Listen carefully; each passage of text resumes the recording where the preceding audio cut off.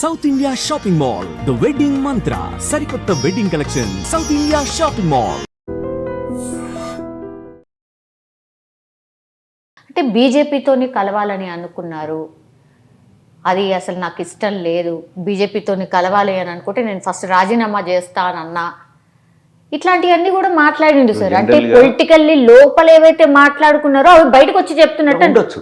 100% ఆమెకు ఇన్సైడ్ ఏదైతే డిస్కస్ చేసిండ్రో ఆమెకు తప్పక తెలిసి ఉంటుంది. ఇప్పుడు మీకు తెలియకున్నా, నాకు తెలియకున్నా, మిగతా వాళ్ళు తెలియకున్నా తనకైతే తెలుసు 100% అంటే బై ఏదో జనరల్గా మాట్లాడుతుంటాను, జనరల్ టాపిక్లు అంటారు, మన బీజేపీ కలిస్తే బాగుంటుందా, లేకుంటే కాంగ్రెస్ తోటి కలిస్తే బాగుంటుందా అనే డిస్కషన్ ఉంటుంది కదా, లేకుంటే ఎట్లుంటుంది చెప్పని. సో అది రావచ్చు, రాలేదు. ఇంతకుముందు టీఆర్ఎస్ కాంగ్రెస్ తోటి కలిసి చేసింది కదా, టీడీపీ తోటి కలిసి చేసింది కదా, మరి బీజేపీ తోటి కలిసి చేయదని చెప్పేమన్నా ఉన్నదా?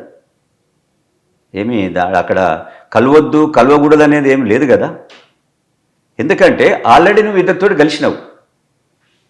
టీడీపీ ఎగరెస్ట్ తెలంగాణ ఆ పార్టీతో కలిసి చేసినావు. ఏకంగా మర్జ్ అంటుంది సార్, బీఆర్ఎస్ ని తీసుకపోయి బీజేపీలో మర్జ్ చేసే కుట్ర జరుగుతుంది. అది మరి అది ఆమెకు రియల్గా ఉందా సార్?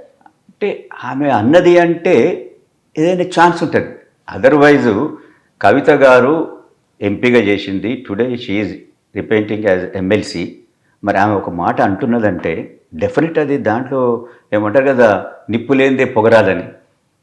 అవును, అంతే కదా. ఇంత పెద్ద మాట అన్నదంటే 100% దాంట్లో 1% అన్న నిజం ఉంటుంది. 1% నిజం లేకుండా అది బయటికి రాదు. నేను అనుకుంటా ఈరోజు ఉన్న పరిస్థితి ప్రకారం డెఫినెట్ ఆ పార్టీ ఎవరో దాంట్లో కలవవలసిందే. రెండే పార్టీలు ఇక్కడ ఉన్నాయి కదా, BJP or Congress. Okay, individuality లేదా ఇప్పుడు బీఆర్ఎస్ కి టోటల్లీ? అంటే మొన్న ఎంపీ జనరల్గా మీకు లీడర్స్ అనేటోళ్ళు కేసీఆర్ లేకుంటే టీఆర్ఎస్ పార్టీ అంటే అరే ఈ పార్టీ ఎవరిని కలవదు, అవసరం ఉన్నప్పుడు యూజ్ చేసుకుంటాను, లేనప్పుడు తీసి అవతల పడేస్తారనే ఒక ఫీలింగ్ వచ్చింది. ఇది నేను చెప్తా ఉన్నా. ఎంతోమంది నాతోటి ఎంతోమంది టీఆర్ఎస్ తోటి ట్రావెల్ చేసిన వాళ్ళు బిఫోర్ తెలంగాణ అలాంటి ఎంతో దగ్గర తీసుకునే వాళ్ళంట. తర్వాత వాళ్ళకి అపాయింట్మెంట్ కాదు, లోపల కూడా రాలేదు. ఇప్పుడు ఒకటి చూసుకుందామండి, ఈరోజు మన సీఎం రెసిడెన్స్ ఉంది, ప్రజాభవన్ ఏమో సీఎం ఆఫీసు. సీఎం ఆఫీసు ఇల్లు వదిలిపెట్టండి, కేసీఆర్ గారు ఇల్లు వదిలిపెట్టండి, ఆఫీస్కి ఎవరైనా పోయారా? ఎంతమంది పోయారు చెప్పండి? ఈరోజు కాంగ్రెస్ ప్రభుత్వం వచ్చిన తర్వాత ఆఫీస్ కొందరు చూసేదానికి వస్తున్నారు. ఎట్లా ఉంటుంది అసలు కేసీఆర్ గారు ఆఫీస్ అట అంటే? ఒక పార్టీ ప్రెసిడెంటు నీవు నీ యొక్క పార్టీ ఆఫీసులో గెలవవు, సెక్రటరీలో గెలవవు, నీ యొక్క ఏదైతే రెసిడెన్స్ పక్కకున్న సెక్రటరీలో గెలవవు, నీవు ఇంట్లో గెలవవు. నీకు ప్రజలతో కనెక్షన్ ఎట్లా ఉంది చెప్పండి? బికాస్ తెలంగాణ అనే ఆ సెంటిమెంట్ అనేది ఇంత అంటే కలవకున్న ఆ టైంలో అందరూ ఆయనతోటి అలైన్ అయ్యారు. కేసీఆర్ గారితో బికాజ్ తెలంగాణ కోసం అలైన్ అయ్యారు. తెలంగాణ కోసము అన్నాడు కదా, ఆయన అన్నాడు కదా గొంగల్పురిగా అయినా పట్టుకుంటా అని. అట్లనే ప్రజలు కూడా తెలంగాణ అనే ఇంట్రెస్ట్ ఉన్న ఎంటైర్ తెలంగాణ ప్రజలు, యువకులు అందరూ సరే కేసీఆర్ యొక్క క్యారెక్టర్ ఎట్లయినా ఉండనివ్వయి, తెలంగాణ కోసం మనం ఆయన ఎంబటి ఉండాలా ఓన్ చేసుకున్నాడు. సో దానివల్ల 2 సార్లు ఆయన ప్రభుత్వం ఏర్పరిచిండు. ఈ 10 ఏళ్లలో వాళ్ళకి తెలిసిపోయింది, అరే ఇంత ఉంటే ఎట్లా ఒక పార్టీ ప్రెసిడెంట్ కలవాలా.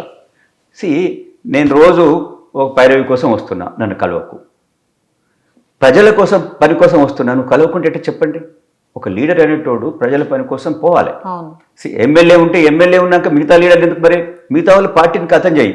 నువ్వు ఎమ్మెల్యే టికెట్ ఇస్తాడు, ఆయన గెలుస్తాడు, నీవు ప్రభుత్వం నడపండి, నీకు పార్టీ అక్కర్లేదు. అప్పుడు పార్టీ ఉంది, దానికి ఒక ఏది డిస్ట్రిక్ట్ ప్రెసిడెంట్, మిగతా వాళ్ళు లీడర్లు అని ఉంటే వాళ్ళందరూ నువ్వు కలవకుంటే చెప్పండి.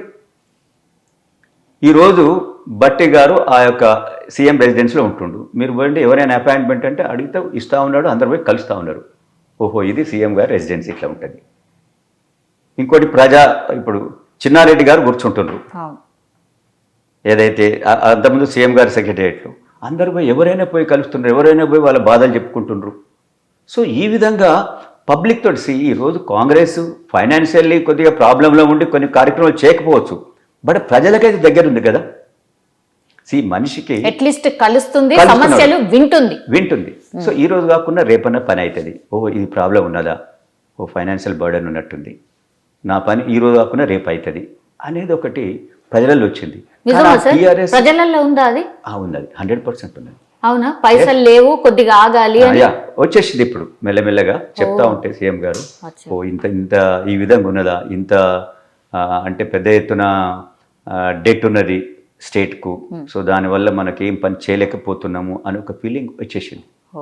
ఓకే, సో రాష్ట్రం యొక్క పరిస్థితి తెలిసింది ఓపెన్గా. ఓకే, కానీ దానికి ఏమంటుండే కేటీఆర్ గారు, అటు తెలియవద్దు, తెలియకుండా మనం ఇది ఒక ఇల్లు అయితే మనం ఆ విధంగా దాచిపెట్టుకుంటాం. ఇది ప్రజల కోసము, 3 కోట్ల ప్రజలకు ఎంతో అంబిషన్స్ తోటి ఉన్నారు, ఏదో చేయాలి, ఏదో కావాలని ఉన్నారు. వాళ్ళకి చెప్పకుంటే మరి ఎట్లా చెప్పండి? అది ఫ్రస్ట్రేషన్కి వస్తుంది. అరే ఇదో చేస్తాను, అదే ఏం చేయలేదని. సో ఉన్నది చెప్పాలి. ఈ రోజుకి ఈ విధంగా ఉన్నది, రేపు మనది ఫైనాన్షియల్గా మనం మంచిగా అయితే మనం ఈ విధంగా మనం తీసుకుపోతాం. ఈ రోజు ప్రయారిటీ మనం ఈ కార్యక్రమాలు, రేపు ప్రయారిటీ ఈ కార్యక్రమాలు చేస్తాం. చెప్పాలి, దాంట్లో తప్పు లేదు.